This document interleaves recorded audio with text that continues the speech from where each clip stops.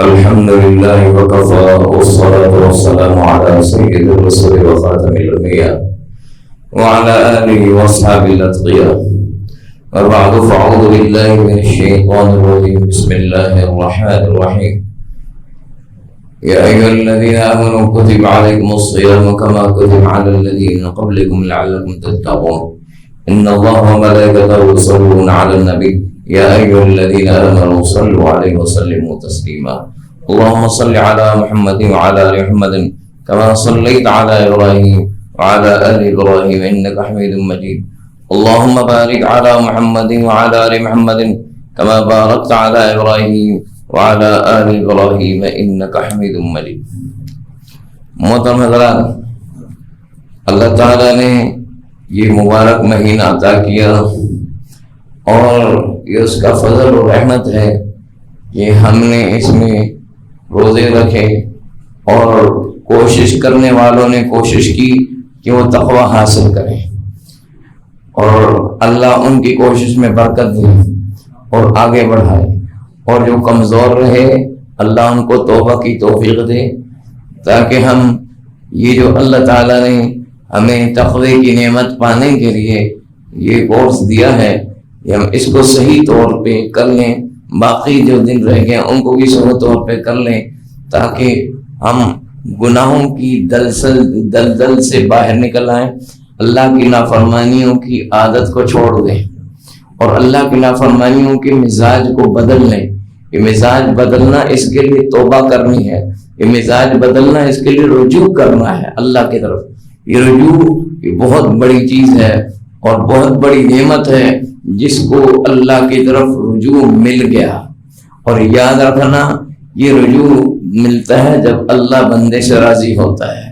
ثم تاب علیہم لیتوبوا، اللہ فرماتے ہیں کہ اللہ نے ان کے طرف رجوع کیا تاکہ وہ اللہ کی طرف واپس آ جائیں. تو اللہ رجوع نہ کرے تو واپس نہیں آتا آدمی. ثم تاب علیہم لیتوبوا، اللہ مہربان ہوا تاکہ وہ واپس آئیں. جس پہ اللہ مہربان نہ ہو وہ توبہ نہیں کرتا.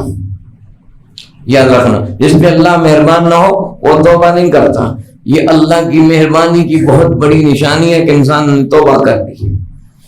ہاں، یہ بہت بڑی نشانی ہے، سب سے بڑی نعمت ہے یہ توبہ جس نے کر لی. اس لیے اور جو گناہ کرتا گیا پھر گناہ نے اس کے اور بندے، رب اور بندے کے درمیان دوری پیدا کر دی. اتنی دوری پیدا کر دی کہ گناہ کرنے والا اپنے آپ کو رب سے دور سمجھتا ہے اور دور ہو جاتا ہے.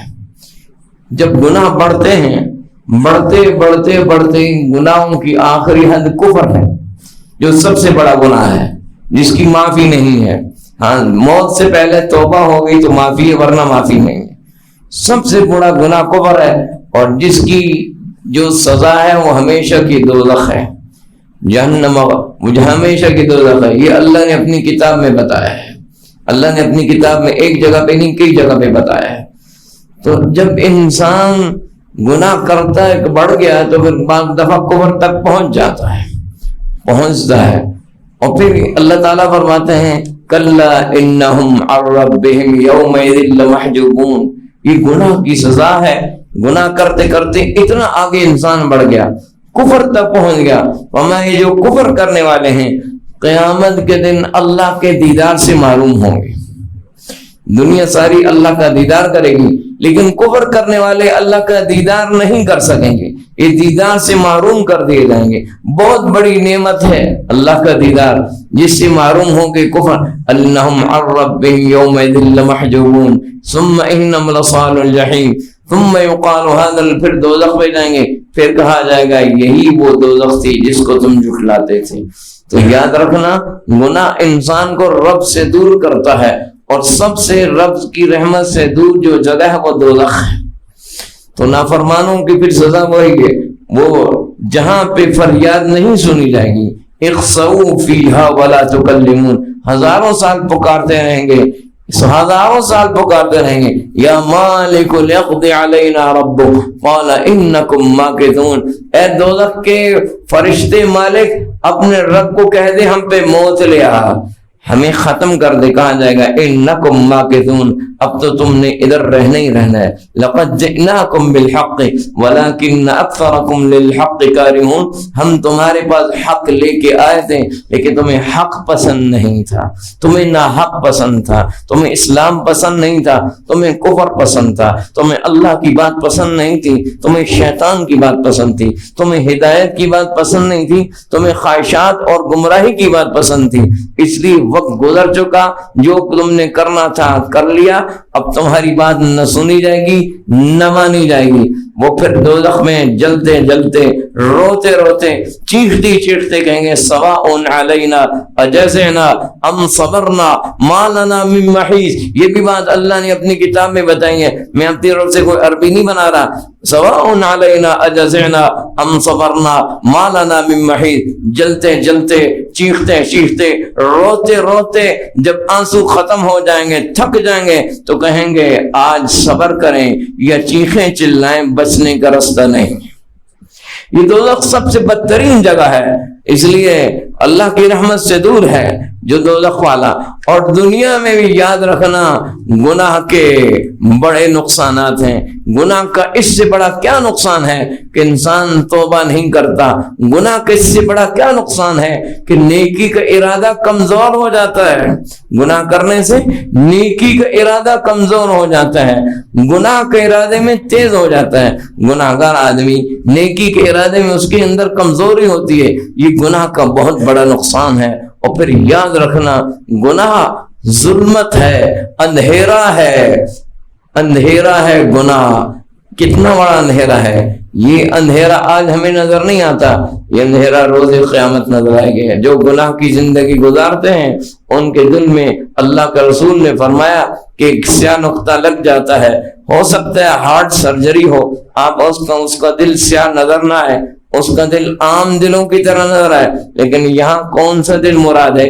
روح کا دل ہے, جسم کا دل نہیں, روح کا دل. ایک انسان کے اندر روح ہے جو اصل ہے, جسم تو ڈھانچہ ہے, جسم ڈھانچہ ہے. ایک جیسے جسم کے 10 بندوں کو کھڑے کریں, ہر ایک کی طبیعت مختلف, سوچ مختلف, چاہتے مختلف. یہ اختلاف کیا ہے؟ جسم تو ایک جیسا ہے, ایک جیسے لمبے تڑنگے موٹے تازے رنگ کے, ایک ملک کے, ایک زبان کے. یہ اختلاف کیا ہے؟ روحوں کا اختلاف ہے. اصل روح ہے اندر. یہ روح جو ہے, یہ روح کا دل سیاہ ہوتا ہے. جب روح کا دل سیاہ ہوتا ہے تو پھر یہ سیاہی ادھر نہیں نظر آتی. ہو سکتا ہے کسی کو اللہ نے سفید چمڑی دی, سفید ہی نظر آئے گا, اپنے آپ کو کریم لگا کے چمکائے گا اور گورا نظر آئے گا. یہ یہاں کے گورا ہونا نہیں ہے. قیامت کے دن پتہ چلے گا گورا کون ہے اور کالا کون ہے. کیسے پتہ چلے گا؟ یہ بھی اللہ کی بات جو کتاب کہہ رہی ہے, میں نہیں کہہ رہا. یوم تبیض وجوہ وتسود وجوہ, جس دن بہت سارے چہرے سیاہ ہوں گے, بہت سارے چہرے سفید ہوں گے. وہ چہرے سیاہ کیسے ہوں گے؟ یہ سیاہی اندر کی ہے, روح کی ہے, وہ سامنے آ جائے گی. یہ جسم, یہی جسم جس جسم کے ساتھ آج ہم دنیا میں رہ رہے ہیں, یہی جسم قیامت کے دن بھی آئے گا. یہ میرے پاس جو جسم ہے, آپ لوگ جو جن کے پاس جو جسم ہے, یہی جسم قیامت کے دن دوبارہ اٹھائے گا, تاکہ جس جسم کے ساتھ گناہ کیے اسی کو سزا ملے, اور جس جسم کے ساتھ نیکیاں کی وہی انعام پائے. یہ جسم گل جائے, سڑ جائے, ختم ہو جائے. اللہ تعالیٰ فرما رہے ہیں قد علمنا ما تنقص الارض منہم وعندنا کتاب حفیظ. اگر تم دفن ہو گئے اور تمہارا جسم مٹی ہو گیا, 1000 سال گزر گئے, 1000 سال بعد ادھر قبروں کے نشانی نہیں رہے, نئی آبادی ہو گئی, نئی سوسائٹی بن گئی, نئی سوسائٹی بنی, نیچے اس کی قبر میں قبر شبر تو تھی نہیں, اس کا جسم مٹی میں مل گیا. اب وہاں سے لوگوں نے گارا اٹھا کے اس سے ملبہ, اس سے جو ہے نا تعمیر کی. وہ گارا اٹھایا ادھر سے, اور یہاں کا گارا اٹھا کر ڈال ادھر دیا. بعض دفعہ گارا ایک شہر سے اٹھاتے ہیں, دوسرے شہر میں جا کے میٹیریل میں, بلڈنگ میں استعمال ہوتا ہے. اللہ کو پتا ہے کہ فلاں بندے کا ادھر جسم تھا, اور اس کے یہ گارا, یہ جو انگلی کا یہ حصہ ہے اس کی مٹی یہ ہے، اس کی ٹانگ کا یہ حصہ ہے اس کی مٹی یہ ہے، اس کے سر کا حصہ ہے اس کی مٹی یہ ہے، آنکھ کا حصہ ہے اس کی مٹی یہ ہے. یہ کو میں ادب یا یہ کوئی شاعری نہیں بیان کر رہا. اللہ فرما رہے ہیں قد علمنا ما تنقص الارض منهم، اس کی زمین کے جس حصے کو مٹی نے کھایا ہے اور وہ مٹی جہاں جہاں اڑ کے گئی ہے وہ میرے علم میں ہے. وعندنا کتاب حفیظ، لوح محفوظ میں اس کے مرنے اور مٹی ہونے سے پہلے میں نے لکھ دیا تھا. مجھے پہلے سے پتا تھا اس نے کہاں جانا ہے، مجھے ہزاروں سال پہلے سے پتا تھا. اس لیے میں اس کو کھڑا کروں گا، اس جسم کو کھڑا کروں گا، اس جسم اور روح کو سزا و جزا ہوگی. اس لیے جو اندر کی سیاہی تھی وہ اس دن باہر آئے گی اور اندر کا نور تھا اس دن باہر آئے گا. اس لیے یاد رکھنا یہ گناہ سے سیاہی ہوتی ہے، ظلمت ہوتی ہے. کلا بل ران علی قلوبہم ما کانوا یکسبون، دلوں پہ زنگ لگ گیا گناہوں کی وجہ سے، اور گناہ کرنے کی وجہ سے انسان بہت پریشان اور غمگین ہوتا ہے. اللہ کے رسول نے دعا کی اللہم انی اعوذ بک من الہم والحزن واعوذ بک من العجز والکسل، اے پروردگار مجھے غم سے بچا آنے والے، اور پچھلے غموں سے بچا، آنے والے فکروں سے بچا، پچھلے غموں سے بچا. گناہگار کو یہ سزا ہوتی ہے اس کو پچھلی فکر لاحق ہوتے ہیں، آئندہ کے غم لاحق ہوتے ہیں.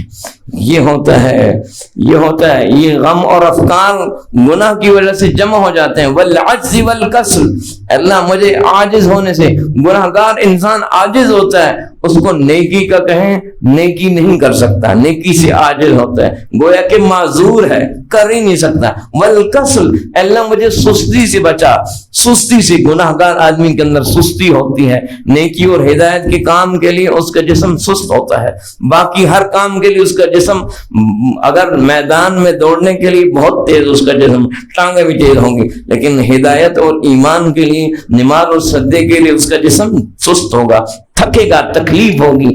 دوڑ جتنی لگاؤ، جاگنگ 2 3 4 کلومیٹر بھی کر لے گا. یہ سستی کہاں سے آئی ہے؟ یہ گناہ کی سستی ہے، گناہ نے اس کے اندر سستی پیدا کر دی. والبخل والجبن، اللہ بخل سے مجھے بچا.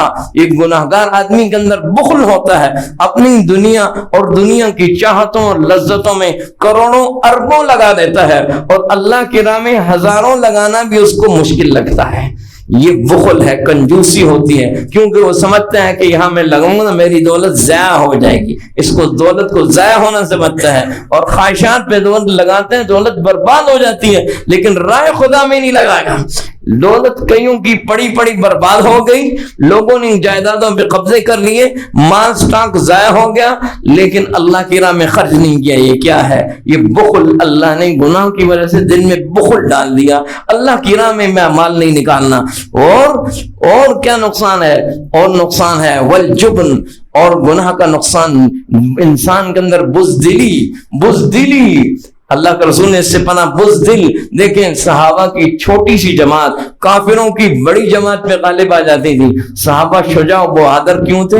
ایمان کی وجہ سے. تقوی نے، ایمان اور تقوی نے ان کے اندر بہادری پیدا کر دی تھی، اور کفر گناہ انسان کے اندر بزدلی اور خوف پیدا کر دیتے ہیں. یہ ہے. اور یاد رکھو یہ گناہ کا نقصان ہے. گناہوں کے بہت سارے نقصان ہیں. اللہم انی اعوذ بک من زوال نعمتک، اللہ کے رسول کی دعا ہے اللہ میں اس سے بچتا ہوں تیری نعمتیں زائل ہو جائیں. گناہ سے نعمتیں زائل ہو جاتی ہیں، نعمتیں چلی جاتی ہیں. تقدیر میں نعمتیں لکھی ہوتی ہیں لیکن اس سے ہٹا دی جاتی ہیں. وتحول عافیتک، امن اور سکون ختم ہو جائے، عافیت ختم ہو جائے، گناہ سے ختم ہوتی ہے. وفجاءت نقمتک، اچانک سزا آ جائے، یہ گناہ کی سزا ہوتی ہے. ہاں تو گناہ کی بڑی سزا ہے. اور گناہ کی پھر یہ بھی سزا ہے کہ جب انسان گناہ زیادہ کرتا ہے، جب انسان گناہ زیادہ کرتا ہے تو پھر اس کے دل کے اندر سے گناہ کی برائی نکل جاتی ہے، گناہ کی برائی نکل جاتی ہے. جیسا کہ حدیث پاک میں آتا ہے کہ ایک آدمی گناہ کرتا ہے، گناہ کرتے ڈٹائی سے پھر گناہ کرتا ہے، پھر ڈٹائی سے گناہ کرتا ہے. کتنی ڈٹائی سے گناہ کرتا ہے؟ آپ دیکھ لیں کہ وہ اپنے گناہ کو فن سمجھتا ہے، اپنے گناہ کو کمال سمجھتا ہے، لوگوں کے سامنے اس کو بطور کمال کے ذکر کرتے ہیں.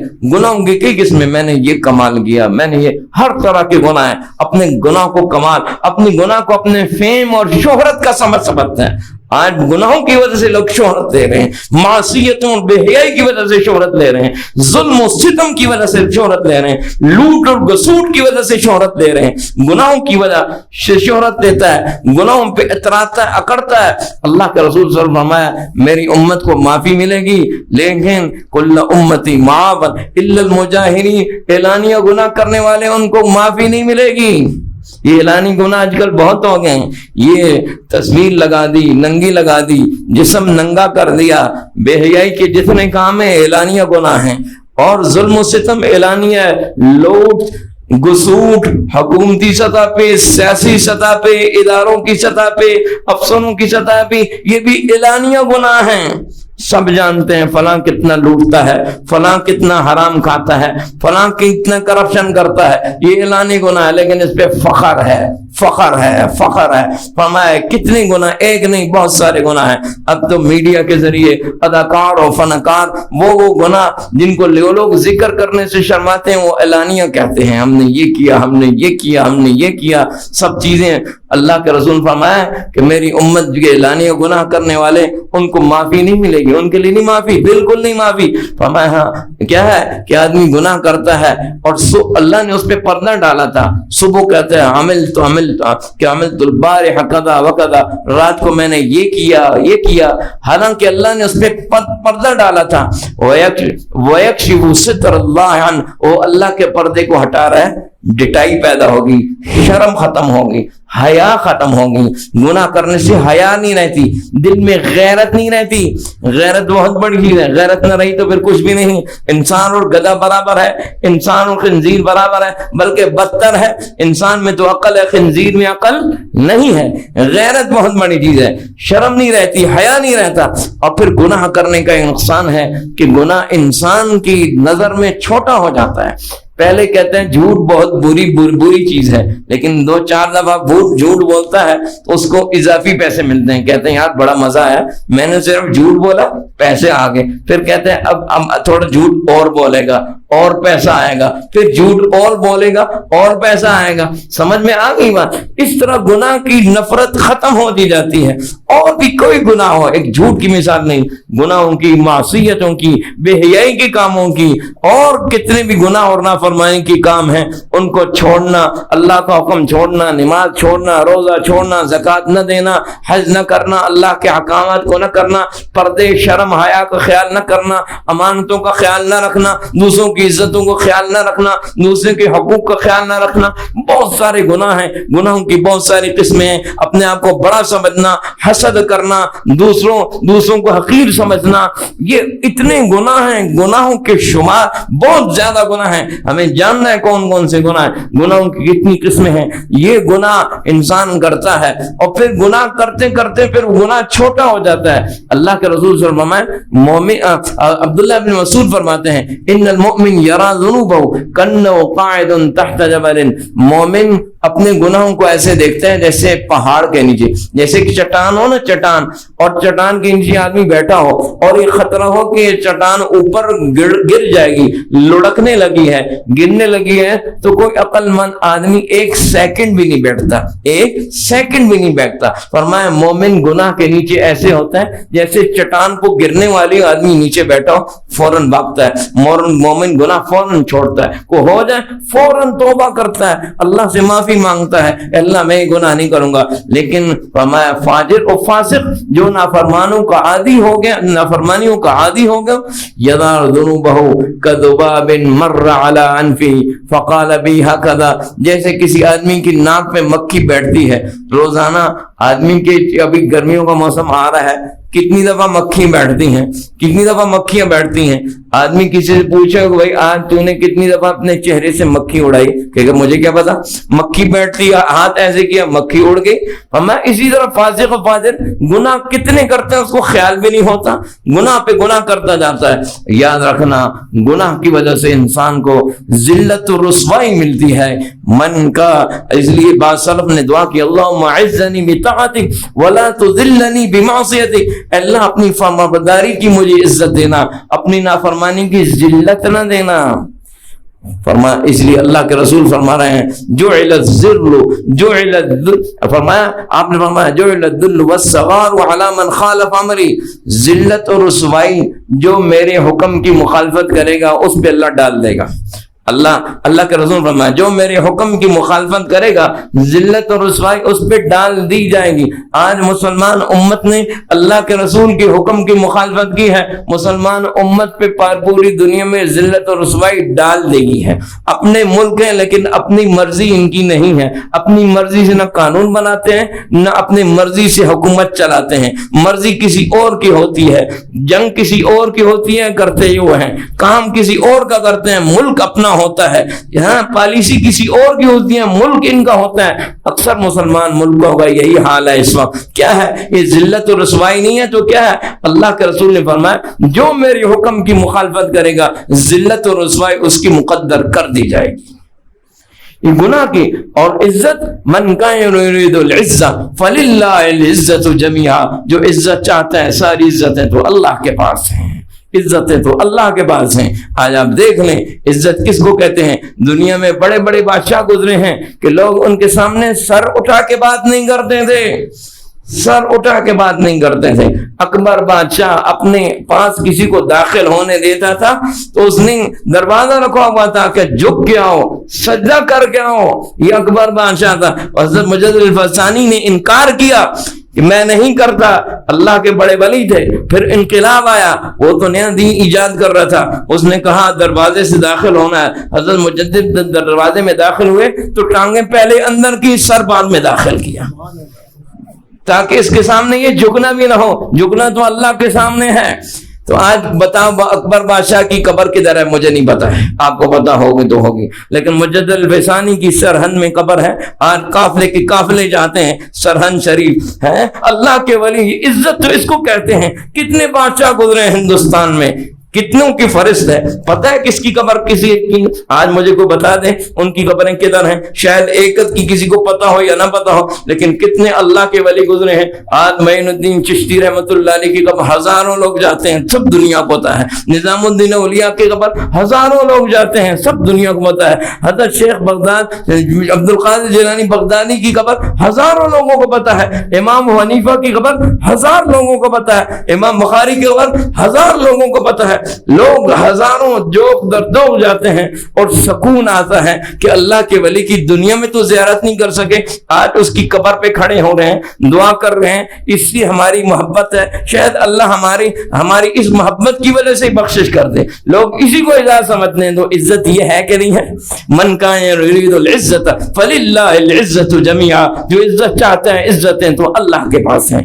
صدیاں گزر گئی ہیں لیکن ان لوگوں کا نام بھی آج زبان پہ آ جاتا ہے تو عظمت سے لوگوں کے سر جھک جاتے ہیں۔ اور وہ بادشاہ جن کے سامنے کو سر اوپر نہیں اٹھا سکتا تھا، ان کے لیے رستے بند ہوتے اور ان کے لیے کیا کچھ نہیں ہوتا، آج ان کو کوئی پوچھنے والا نہیں، ان کا نام کوئی لینے والے۔ عزت تو اس کو کہتے ہیں، یہ ہمیشہ کی عزت ہے۔ عزت اللہ کی فرما برداری میں ہے، اور یہ عزت تو یہاں ہے، لیکن اگلی عزت تو کیا ہے؟ اگلی عزت تو وہ قیامت کے دن دیکھیں گے۔ یوم نحشر المتقین الی الرحمن وفدا ونسوق المجرمین الی جہنم وردا، جب قیامت کے دن دیکھو گے اس سے بڑی کیا عزت ہوگی۔ یوم نحشر المتقین الرحمن، آج کو بادشاہ کسی کو اپنے پاس بلاتا ہے تو بڑے اعزاز کی بات ہوتی ہے، اس کو خاص اعزاز و اکرام ہوتا ہے۔ ایک ڈیلیگیشن ہے بادشاہ سے ملنے گیا، خاص طریقے سے کو بلایا جاتا ہے، خاص طریقے سے بٹھایا جاتا ہے، خاص طریقے سے ملایا جاتا ہے، اعزاز اکرام کیا جاتا ہے۔ ہمارے یہ متقی لوگ جب قبروں سے اٹھیں گے تو ان کے سامنے اونٹ کھڑے ہوں گے، جن اونٹوں پہ سونے کے کجاوے ہوں گے، زبرجد کی ان کے سامنے اوپر لگامیں ہوں گی، اور ان کے اوپر بیٹھ کے جنت کے دروازوں پہ جا کے دستک دیں گے۔ ونسو، یہ یوم نحشر المتقین الی الرحمن وفدا، یہ یہ حضرت علی رضی اللہ عنہ اس کی تفسیر بیان کی۔ متقی لوگ ایسی عزت کے ساتھ اللہ کے سامنے، اللہ ان کو ایسے بلائے گا، ونسوق المجرمین الی جہنم وردا، اور مجرموں کو جہنم کی طرف ہنکایا جائے گا، جس طرح بکریوں کو مالک ہنکاتا ہے، پیچھے سے لاٹھی لی ہوتا ہے اور شیشی کرتا ہے اور کہتا ہے بھاگو، مارتا ہے بکریوں کے، بھاگو بھاگو، مجرموں کو جہنم کی طرف ایسے بھگایا جا رہا۔ اب دیکھو عزت کس کی ہے اور ذلت کس کی ہے، عزت اور ذلت کا فیصلہ تو اس دن ہوگا. وہاں پہ نظر آئے گا کس کی عزت ہے، کس کے پاس مال زیادہ ہے، کس کے پاس. ہاں اور یہ بھی یاد رکھنا وَيُنَجِّي اللَّهُ الَّذِينَ اتَّقَوْا بِمَفَازَتِهِمْ لَا يَمَسُّهُمُ السُّوءُ وَلَا هُمْ يَحْزَنُونَ. اس دن تو عزت تو اس کو ملے گی جب لوگ جہنم کے اوپر سے گزر رہے ہوں گے اور کچھ لوگ جہنم کے اندر گر جائیں گے اور کچھ لوگ بچ جائیں گے. کون بچیں گے؟ وَيُنَجِّي اللَّهُ الَّذِينَ اتَّقَوْا جو دنیا میں گناہ سے بچے، اپنی خواہشات پہ کنٹرول کیا، اللہ کی نافرمانیوں سے اپنے آپ کو روکا. مال پیسہ حرام آ رہا تھا لیکن ان کا مہنگائی ہوتی رہے، گھر کی تنگی ہوتی رہے، میں نے حرام نہیں کمانا. یہ متقی ہے. قیامت کے دن اس کا فائدہ نظر آئے گا. حرام کمانے والے نے تو بڑے پلاٹ بنا لیے، بڑی گاڑیاں پلازے بنا لیے، لیکن متقی نے آج تنگی سے زندگی گزاری. لیکن حرام کمانے والا جب دوزخ کے اوپر پل سراج سے گزرے گا، پل سراج سے دوزخ پکڑ کے نیچے گرا دے گی. اور وَنُنَجِّي اللَّهُ الَّذِينَ اتَّقَوْا جس نے تقوی اختیار کیا، تقوی کی برکت سے اللہ اس کو جہنم سے بچا لے گا اور جنت میں پہنچ جائے گا. اس دن پتہ چلے گا تقوی کا کیا فائدہ ہے. اس لیے دوستیاں بھی تقوی والی رکھنی ہیں، گناہ والی نہیں رکھنی. گناہ گاروں کی دوستیاں، نافرمانیوں اور غافل لوگوں کی دوستیاں انسان کو بہت دور لے جاتی ہیں. اور یہ دوستیاں نہیں ہیں. بے شک وہ ایک دوسرے پہ کروڑوں لاکھوں نچاور کریں دوستیوں میں، لیکن وہ دوستیاں قیامت کے دن دشمنیاں بنیں گی، کیونکہ وہ ایک دوسرے کی مددگار تھے گناہ میں. گناہ دوستی کی وجہ سے انسان بڑا بدلتا ہے.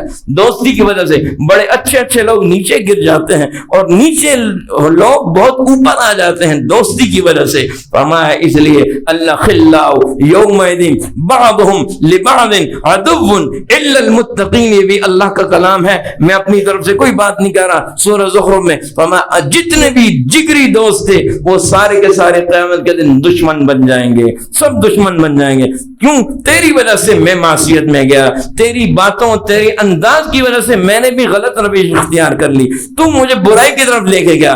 آج میری اور تیری دشمنی ہے، نفرت پیدا ہوگی. الاخلاء جگری دوست بھی دشمن بن جائیں گے الا المتقین. لیکن جو متقیوں کی دوستی تھی قیامت کے دن بھی قائم رہے گی اور وہ اس پہ خوش ہوں گے کہ الحمدللہ یہ ہمارا تقوی کا اور دین کی وجہ سے تعلق تھا، اس کی وجہ سے اللہ نے ہمیں جہنم سے بچا ہے. اس تقوی کی وجہ سے، ایک نیک صحبت کی وجہ سے اللہ نے ہمارے ایمان کو بچایا، ہمیں گناہوں سے بچے، ہم دین پہ رہے. آج اللہ نے ہمیں عذاب سے بچا لیا. یہ اللہ کا کلام کہہ رہا ہے. اس لیے اس کو یاد رکھنا، نیک صحبت بہت بڑی چیز ہے.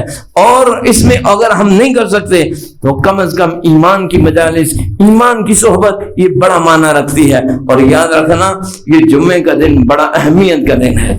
اس میں بھی ایک نیک صحبت ملتی ہے انسان کو، ایمان کی صحبت ملتی ہے، ایمان کی مجلس ملتی ہے. لیکن اس سے بھی بڑی چیز ہے کہ جمعے کا دن خود اپنے اندر ایک اہمیت رکھتا ہے. کیا اہمیت رکھتا ہے؟ کیونکہ آج ہم نے اس کی اہمیت کو کم سمجھا ہے. آج کتنے لوگ ہیں جو جمعہ پڑھتے ہیں، مسلمان ہیں لیکن اچھے لوگ ہیں، لیکن غفلت ہے. آپ سب پیارے اور سب اچھے ہیں، سب مجھ سے اچھے ہیں، لیکن غفلت ہوتی ہے. اس غفلت کو ختم کریں. جمعے کے دن کی اہمیت کو سمجھیں. جمعے کے دن اول وقت آنا سمجھیں. یہ ایک عمل ہے، مستقل عمل ہے.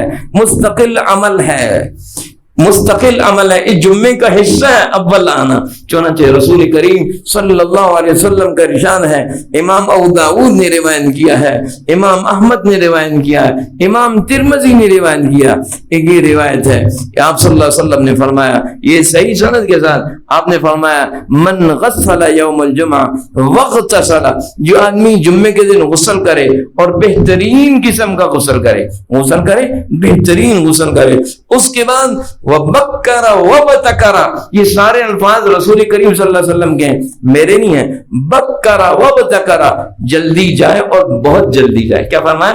جلدی جائے اور بہت جلدی جائے. یہ نہیں کہ ہم خطبے کے ٹائم پہنچے اور 2 رکعت نماز پڑھ لی اور اس کے بعد چلا گیا جمعہ پڑھ لیا. یہ جمعہ نہیں پڑھا ہے. جمعے کو آپ نے ہلکا اور کمزور سمجھا ہے. اللہ کا حکم ہے، یہ بڑی اہمیت رکھتا ہے. وبکر وبتکر، علماء نے فرمایا طلوع آفتاب کے بعد سے جمعے کے جانے کا وقت شروع ہو گیا. اس لیے شروع میں سلف صالحین کا یہی طریقہ رہا. طلوع آفتاب کے بعد وہ پھر کوشش کرتے تھے مسجدوں میں حاضری کے لیے تیاری کرنا شروع کر دیتے تھے. وَبَكَّرَ وَبْتَكَرَ. آج بھی لوگ اگر مکہ مدینہ جاتے ہیں تو ہمارے پاکستانی عادی ہوتے ہیں نا آخری ٹائم خطبے کے ٹائم جانے والے, ان کو سڑک پہ جگہ ملتی ہے, کہیں نہیں ملتی. آج بھی کہیں نہیں ملتی, آج بھی کچھ طریقے. لیکن افسوس یہ ہے کہ مسلمان ملکوں میں بھی اب جمعے کی چھٹی ختم ہو رہی ہے, اہمیت ختم ہو رہی ہے. ہاں جمعے کے دن بکر وبتکر, جلدی کیا اور بہت جلدی کیا. وما شاء ولم يركب, پیدل گیا سوار نہ گیا, پیدل گیا سوار نہ گیا. ہاں اگر فاصلہ زیادہ ہو تو پھر سوار بھی جا سکتا ہے, لیکن فاصلہ کم ہو تو پھر پیدل جائیں.